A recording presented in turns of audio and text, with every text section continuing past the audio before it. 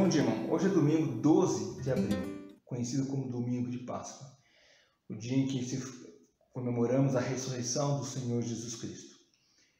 E sobre a Páscoa nós iremos falar no culto à noite. Agora na escola dominical nós vamos tratar de um outro assunto que é consequência direta da obra que o Senhor Jesus Cristo realizou na cruz do Calvário, que é os benefícios da graça, o que nós ganhamos por recebermos Jesus Cristo como nosso Salvador. O que ganhamos quando aceitamos Jesus como nosso Salvador? Para isso eu convido os irmãos a abrir suas Bíblias em Efésios capítulo 1, versículo 1 ao 14.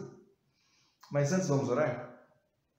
Pai, obrigado por esse domingo, podermos reunir em Teu nome, lembrarmos que Jesus Cristo ressuscitou, vencendo a morte, e por ser vitorioso sobre a morte, pode nos dar também a vitória. Tragada está a morte. Ó Pai amado, Te louvamos por isso. Abençoa-nos agora com Tua palavra, fale aos nossos corações. Em nome de Jesus. Amém.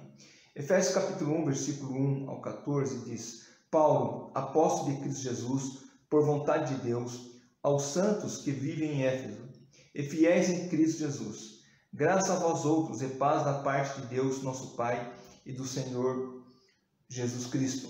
Bendito o Deus e Pai de nosso Senhor Jesus Cristo, que nos tem abençoado com toda sorte de bênção espiritual nas regiões celestiais em Cristo, assim como nos escolheu nele, antes da fundação do mundo, para sermos santos e irrepreensíveis perante ele, e em amor nos predestinou para ele, para a adoção de filhos por meio de Jesus Cristo, segundo o beneplácito da sua vontade, para louvor da glória de sua graça, que ele nos concedeu gratuitamente no amado, no qual temos a redenção pelo seu sangue, a remissão dos pecados, segundo a riqueza da sua graça, que Deus derramou abundantemente sobre nós em toda sabedoria e prudência, desvendando-nos o mistério da sua vontade, segundo o seu beneplácito que propusera em Cristo, de fazer convergir nele, na dispensação da plenitude dos tempos, todas as coisas, tanto as do céu como as da terra.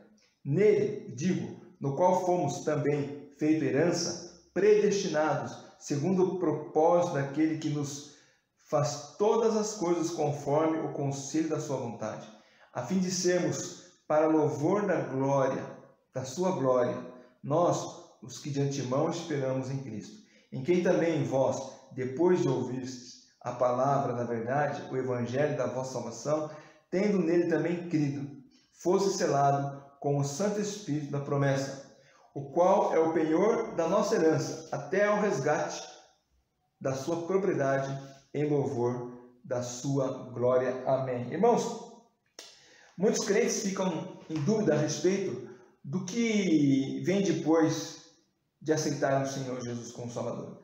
A pessoa manifesta o desejo de receber Cristo como seu Salvador, ela aceita Jesus Cristo, ela compreende o Evangelho, ela busca entender que necessita confiar em Cristo para ter a vida eterna. Mas depois disso, o que vem? Depois de aceitar a Cristo, o que ela deve fazer na sua vida? A vida dela vai virar uma rotina? Trabalhar, ir à igreja, ler a Bíblia, trabalhar, outros ir para a escola, ir para a igreja, ler a Bíblia, orar, ir para a escola. Será que a vida de um crente, de um que nasceu de novo, ela é uma rotina? Ou a vida dela aqui na terra vai além disso?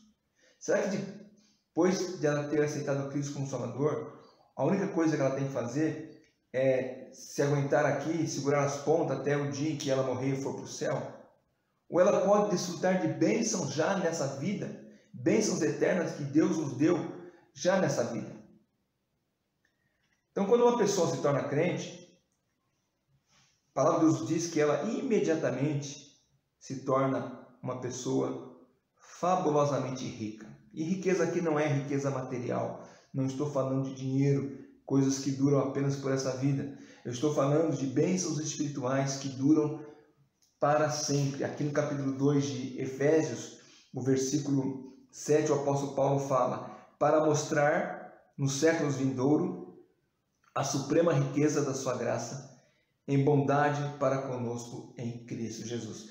Paulo, ele usa a expressão as riquezas de sua graça para descrever os tesouros inesgotáveis que nós temos na eternidade. Todos eles são derramados sobre o pecador quando ele confia em Jesus Cristo como seu Salvador. Ele não tem que esperar chegar no céu para desfrutar dessas bênçãos. Quando uma pessoa recebe Cristo, quando uma pessoa se converte a Cristo, ela, ao recebê-lo, ela recebe todas as bênçãos que Deus pôde lhe dar. Todas as riquezas do céu que se encontram em Jesus Cristo. Em Jesus Cristo, Deus nos deu o maior de todos os presentes, que é a própria vida eterna. E como Ele já deu o maior de todos os presentes, Ele não vai negar ou Ele não vai reter dádivas menores. Romanos capítulo 8, versículo 32. Romanos 8, 32.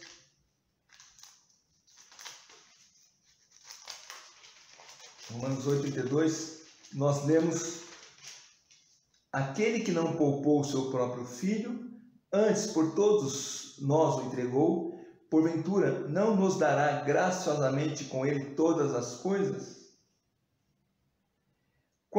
Quais são essas coisas? Quais são esses tesouros que Deus reservou aos seus filhos? Quais são esses tesouros que pertencem àquele que confiou a vida em Jesus Cristo? O primeiro tesouro é que ele é salvo. Você pode dizer, mas é lógico, ele aceitou a Cristo, agora ele é salvo. Mas estou falando que ele é salvo da penalidade do pecado. Aqui em Romanos 8, versículo 1, nós lemos: agora, pois, já nenhuma condenação há para os que estão em Jesus Cristo. Ele não pode ser mais penalizado por conta do pecado. Ele já foi justificado. Ainda Romanos, aqui nós vemos capítulo 5, justificado, pois mediante a fé temos paz com Deus. Nós não somos mais punidos por causa do pecado. Também nós somos salvos do poder do pecado, ou seja, o pecado não tem mais poder sobre nós. Romanos 6, 14, porque o pecado não terá domínio sobre vós, pois não estáis debaixo da lei, e sim da graça. Então você é salvo da penalidade do pecado e você é salvo do poder do pecado.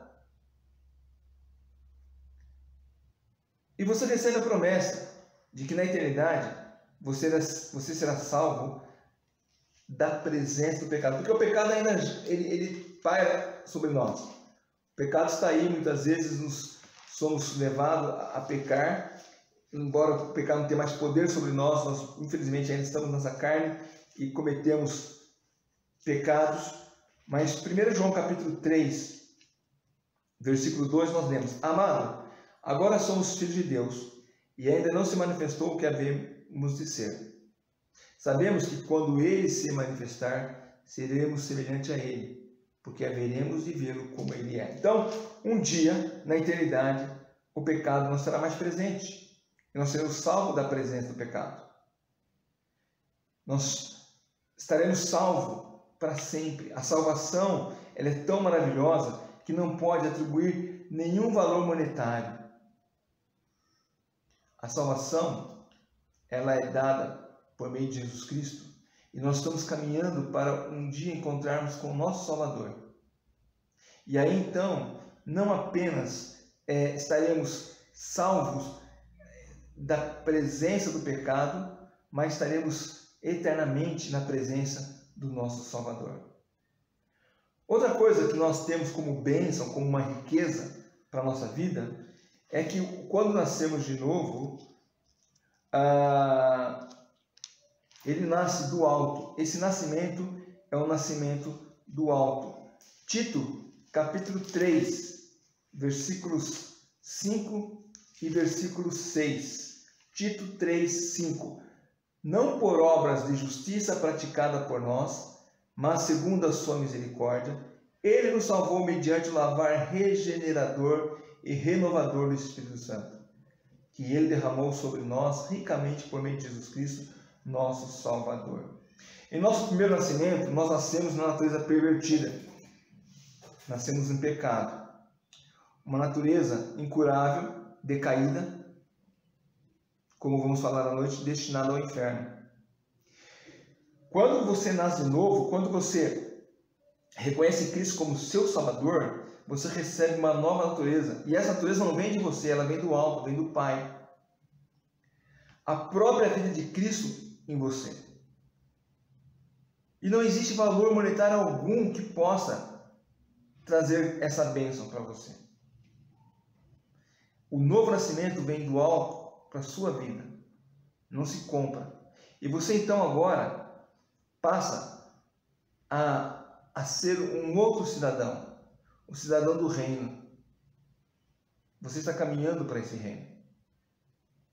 Nós já lemos Romanos 5:1, justificado, pois, mediante a fé, temos paz com Deus.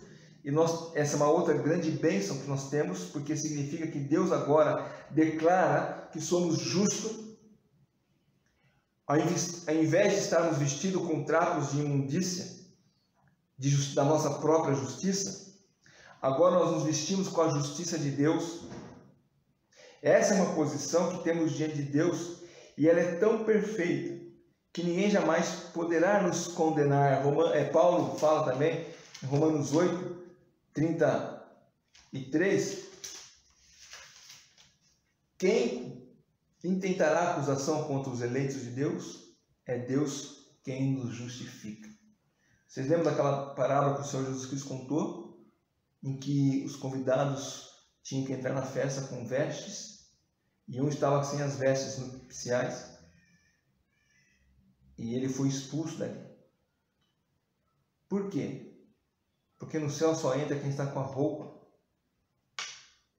do Senhor Jesus Cristo, quem está com as vestes do Salvador, quem foi justificado, não pela sua própria justiça, porque as vestes da nossa própria justiça são trapo de imundícia, mas nós estamos vestidos com a justiça de Deus em Jesus Cristo.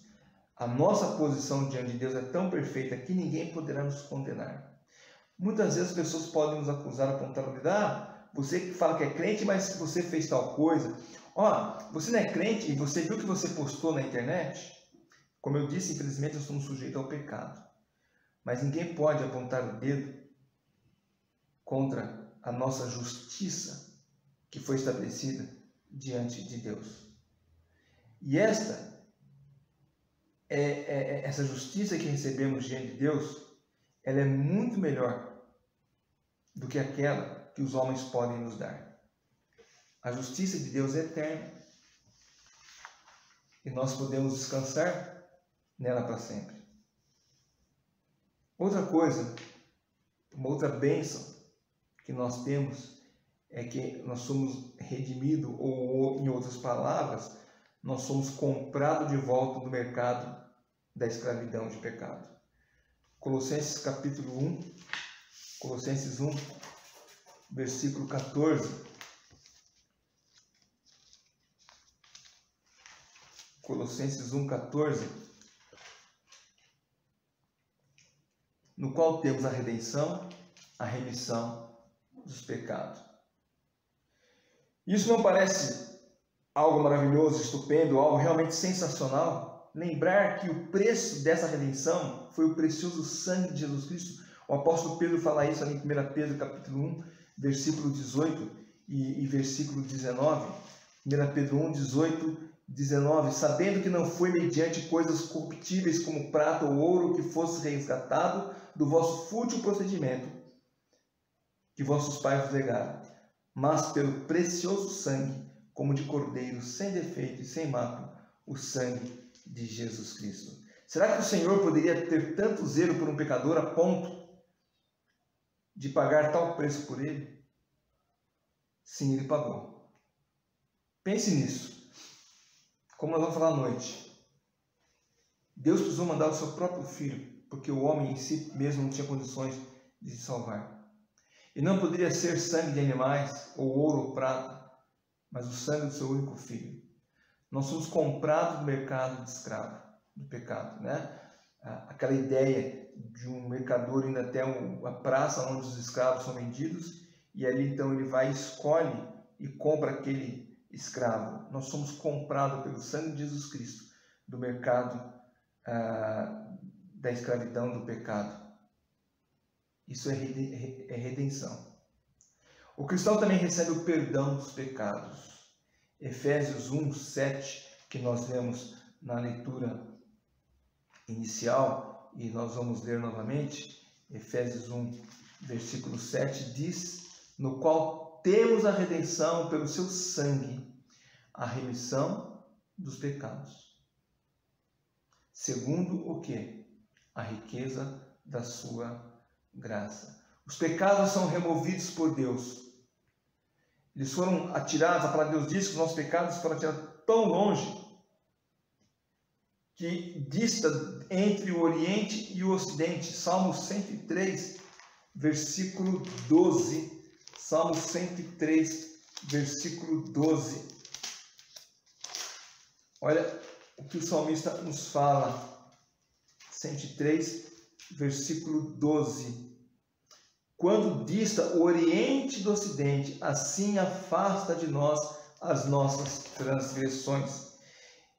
Hebreus 8,12 diz que ele não nos prometeu jamais lembrar dos nossos pecados. Hebreus 8, versículo 12. Hebreus 8, 12.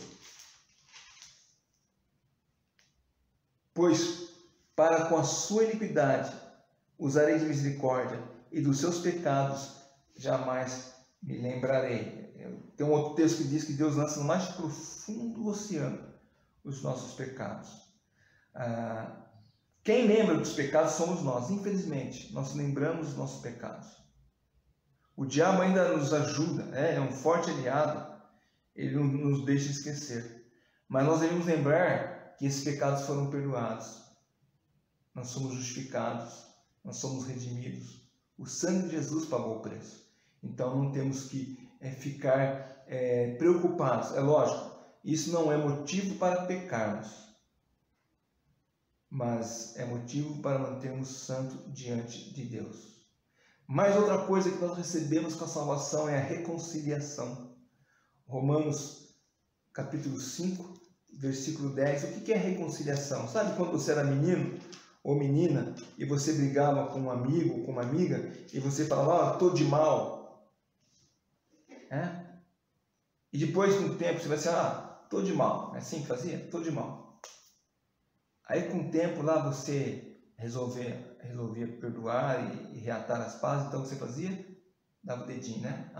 Nós voltamos a ser amigos de novo. Isso é reconciliação. Romanos 5,10 diz, porque se nós, quando inimigos, fomos reconciliados com Deus mediante a morte de seu Filho, muito mais estando já reconciliados, seremos salvos pela sua vida. Já não há mais inimizade entre Deus e nós. A paz foi feita por meio do sangue na cruz. O Senhor Jesus resolveu a questão de uma vez por todas. O conflito está terminado. Você não é mais inimigo de Deus. E isso não tem preço. Tesouro algum desse mundo pode comprar a tua reconciliação com Deus. Mas o sangue de Jesus pode o comprar. Com isso, nós somos também santificados. 1 Coríntios, capítulo 1, versículo 2. O apóstolo Paulo diz, a igreja de Deus que está em Cristo, aos santificados em Cristo Jesus, chamados para ser santos, com todos os que em todo lugar invocam o nome de nosso Senhor Jesus Cristo, Senhor deles e nosso. Isso significa que Deus nos separou do mundo. Santo é estar separado. Nós somos separados desse mundo porque pertencemos a Ele agora. Também significa que Deus ajuda o crente a parecer cada vez mais com Cristo. Como foi dito, Deus está tão satisfeito com o seu Filho que quer ter mais e muitos outros com Ele. E isso leva o crente a santificar-se, porque nós queremos ser semelhante ao Senhor Jesus Cristo. Você tem vivido uma vida de santificação?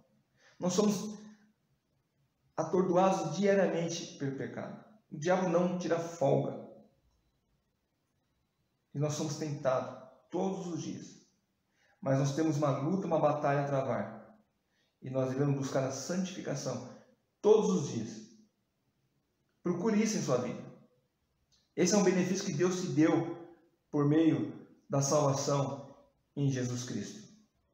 Também nós somos batizados pelo Espírito Santo no corpo de Cristo. 1 Coríntios capítulo 12, versículo 13. 1 Coríntios 12, versículo 13. Pois em um só Espírito todos nós fomos batizados em um corpo, quer judeus, quer gregos, quer escravos, quer livres, e a todos nós foi dado beber de um só Espírito. Ou seja, nós agora fazemos parte do mesmo corpo. Ser batizado no corpo de Cristo significa que você agora é membro do corpo de Cristo. Cristo é o cabeça. E você faz parte desse corpo.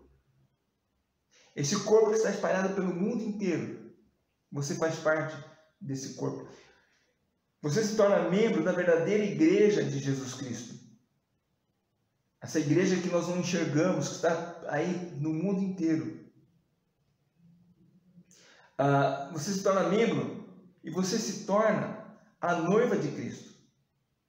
Posição esta que fala de intimidade e afeição. Agora com Jesus Cristo você tem um novo relacionamento. Eu tenho esse novo relacionamento. Eu faço parte do corpo dele. Isso é um benefício, é uma bênção que recebemos.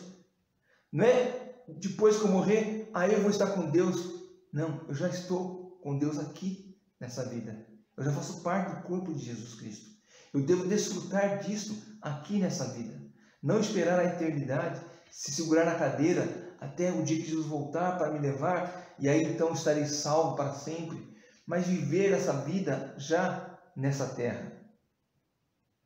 Outra coisa, o Espírito Santo é dado ao crente como penhor, ou seja, quando você recebe Cristo como Salvador, você recebe a garantia de que não apenas a salvação já está certa, como todas as bênçãos, elas que foram prometidas, elas estarão acontecendo em sua vida. Efésios, novamente, né, o capítulo 1 que nós lemos, versículo 14, o qual é o penhor da nossa herança, até o resgate da sua propriedade em louvor da sua glória.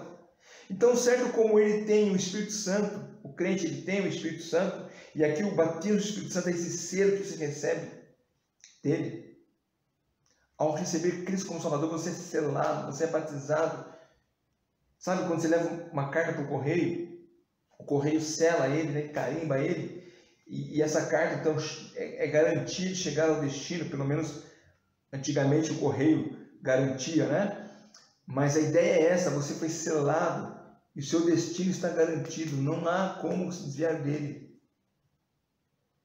Sim, eu estou dizendo, você não perde a salvação, mas isso não é motivo para você pecar.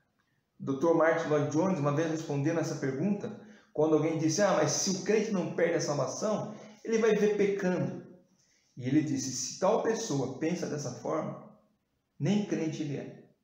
Ou seja, se eu penso, já que eu sou salvo, eu posso pecar à vontade, porque meus pecados foram perdoados, então dê uma olhada no seu coração, verifica aí se realmente você é salvo mesmo, ou você está apenas brincando de ser crente. Então, nós temos a certeza do céu, essa é a graça de Deus, e Ele nos faz essa certeza, né? Vamos para o céu, porque estamos selados, garantidos pelo Espírito Santo. Ele foi nos dado não apenas como um selo, mas o versículo anterior de Efésios, versículo 13, fala que é a nossa propriedade, em quem também vós, depois de ouvistes a palavra da verdade, o Evangelho da vossa salvação, tendo nele crido, fosse selado com o Espírito Santo a promessa.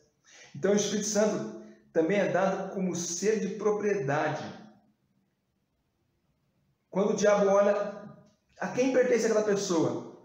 Ela está com o selo do Espírito Santo. Ela pertence ao Senhor Jesus Cristo. Nenhum ser criado recebe maior honra do que essa. O crente ele é marcado por Deus como pertencendo a Ele. Ele não apenas está não apenas tem um penhor que garante o destino, mas ele tem o selo que mostra a quem ele pertence.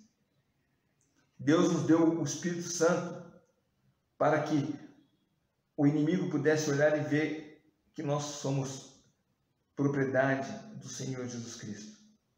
E não há graça maior do que essa, de sermos propriedade do Senhor Jesus Cristo. Não apenas selado, não apenas penhorado, mas também habitado pelo Espírito Santo. 1 Coríntios 6, 19. Acaso não sabeis que o vosso corpo é santuário do Espírito Santo, que está em vós, o qual tendes da parte de Deus, e que não sois de vós mesmos? Então você agora é habitado pelo Espírito Santo. Imagina que um dos membros da triunidade vem habitar em sua vida. Isso é surpreendente. Isso é maravilhoso. Na verdade, a Bíblia afirma que as 3 pessoas da Trindade habitam na vida do crente. O corpo do crente é templo do Espírito Santo, como acabamos de ler aqui em 1 Coríntios 6, 19. O seu coração é morada de Cristo. Efésios capítulo 3, versículo 17. E assim habite Cristo no vosso coração pela fé, estando vós arraigados, alicerçados em amor. E também ele é habitado pelo Pai. Também Efésios 4, versículo 6. Um só Deus e Pai de todos, o qual é sobre todos, age por meio de todos e está em todos. Nós somos habitação do Espírito Santo, do próprio Senhor Jesus Cristo, do próprio Deus. A Trindade está habitando naqueles que são filhos de Deus, dos crentes. Também nós somos aceitos no amado. Aqui Efésios 1, 6, para o louvor da glória de sua graça, que ele nos concedeu gratuitamente no amado. Agora, ele comparece diante de Deus, o crente, totalmente aceito. Você não chega na presença de Deus em oração e Deus fala: quem é você? Ele já sabe quem é você. Você foi aceito em Jesus Cristo. Você tem plena liberdade de estar na presença de Deus porque você foi aceito por meio de Jesus Cristo. Então você tem uma posição de ser agora aceito. Você tem livre acesso à presença de Deus. Outra bênção, que você é um herdeiro de Deus e co-herdeiro com Jesus Cristo. Mas herdeiro das coisas desse mundo quer dizer que eu vou então ficar rico, milionário? Não vejo a hora que isso aconteça em minha vida? Não. Romanos 8, 17. Ora, se somos filhos, somos também herdeiros de Deus e co-herdeiros com Cristo, e se com ele sofremos, também com ele seremos glorificados. Duas coisas aqui. Essa herança, você sendo herdeiro de Cristo, você vai sofrer com ele, mas também você vai ser glorificado. Tudo o que Deus possui, ele compartilha com aqueles que pertencem a ele. Por mais humilde que o crente venha a ser, ele tem para ele uma herança eterna maravilhosa, que não depende dos seus talentos, da sua oratória, da sua capacidade de pregar o evangelho para multidões, não. O crente mais simples, aquele irmão simples que vai na igreja, talvez aquele que abre o templo, aquela irmã que ajuda a limpar, organizar o templo, como aquele que sobe no púlpito e prega. Todos nós somos herdeiros e co-herdeiros em Jesus Cristo. Temos a mesma herança, de igual modo. Não é como a herança do mundo que a gente vê nos filmes, né? Quando morre alguém, olha, para a minha esposa eu deixo 15% dos meus bens. Para os meus filhos eu deixo mais 10% dos meus bens. Para os meus empregados eu vou deixar 30% dos meus bens. e o restante dos meus bens eu vou distribuir entre os pobres. Não, a herança que recebemos de Deus não é fracionada entre os crentes, ela é total, ela é integral para todos nós, somos herdeiros da mesma herança. Ainda nos tornamos, objeto constante dos cuidados de Deus. Ou seja, Deus não apenas nos salvou, como Deus cuida de nós. Nós temos Cristo como nosso advogado, Cristo como nosso sumo sacerdote. 1 João capítulo 2, versículo 1, nós temos esse esclarecimento. Filhinhos meus, essas coisas vos escrevi para que não pequeis. Se todavia pecar, temos advogado junto ao Pai, Jesus Cristo, o justo. Então, Jesus, ele é o nosso advogado. Deus, ele cuida de nós. Nós somos objeto dos cuidados de Deus. Ainda Hebreus, capítulo 10, versículo 21 e versículo 22. Hebreus 10, 21 e 22. E tendo grandes sacerdotes sobre a casa de Deus, aproximemo-nos com sincero coração, em plena certeza de fé, tendo o coração purificado de má consciência e lavado o corpo com água pura. Pensar que Cristo está constantemente trabalhando em nosso favor, silenciando o acusador como advogado, se coloca diante do Pai e fala: esse filho foi comprado com meu sangue. Ministrando graça ao seu povo em todos os momentos de sua vida. Existe cuidado maior que poderíamos ter nesse mundo? Não existe. O Senhor Jesus é o nosso sacerdote. Ele ofereceu sacrifício perfeito, nos comprou e agora nós somos, Ele intercede por nós, Ele cuida de nós, Ele zela por nós. E por fim, o crente, cada um de nós, um dia iremos nos manifestar como filhos de Deus. Como nós vemos aqui, 1 João capítulo 3, versículo 2, já lemos, Agora somos filhos de Deus e ainda não se manifestou o que havemos de ser. Sabemos que quando Ele se manifestar, seremos semelhantes a Ele, porque haveremos de vê-lo como Ele é. O mundo, ele não entende, nem aprecia essas coisas, mas um dia, quando Cristo voltar para reinar, seu povo vai retornar com Ele. O mundo que despreza os filhos de Deus vai aprender a dar valor ao Filho de Deus. Agora nos verão como verdadeiramente filhos de Deus. O mundo contesta. Quando falamos que somos filhos de Deus, muitos contestam dizendo, por que só vocês crentes são filhos de Deus? Porque a palavra de Deus diz que todo aquele que nele crê tem a vida eterna. Nos tornamos filhos de Deus. E um dia o mundo nos verá como filhos de Deus. Então, diante de tudo isso, até o dia da eternidade, o que é que nós podemos fazer e dizer? Nós devemos fazer aquilo que Paulo falou, aquilo que Paulo disse ali em Efésios capítulo 1, versículo 3, que nós também já lemos. Bendito o Deus e Pai de nosso Senhor Jesus Cristo, que nos tem abençoado com toda sorte de bênção espiritual nas regiões celestiais em Cristo. Então, bendito seja o Deus e Pai. Então, expresse essa gratidão a Deus. Diante de tudo isso, até o dia em que você chegar na eternidade, o melhor que você pode fazer é declarar: bendito seja o nosso Deus e Pai. Bendito Deus e Pai de nosso Senhor Jesus Cristo. Que Ele possa ser bendito em sua vida, que Ele possa ser bendito em minha vida. Que nós possamos estar aguardando a eternidade com ansiedade, sabendo que naquele dia, todas as coisas que vivemos nesse mundo, elas serão deixadas para trás. Que Deus os abençoe. Tenha um bom domingo de paz em família. Louvado seja Deus, porque Cristo ressuscitou. Amém? Vamos orar?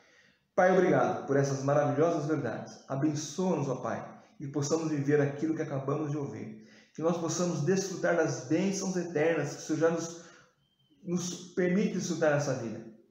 O Senhor já nos deixou aqui. Que nós possamos viver desfrutando delas dia após dia. Abençoe a Tua palavra. Fala ao nosso coração por meio dela. Eu lhe peço em nome de Jesus Cristo. Amém.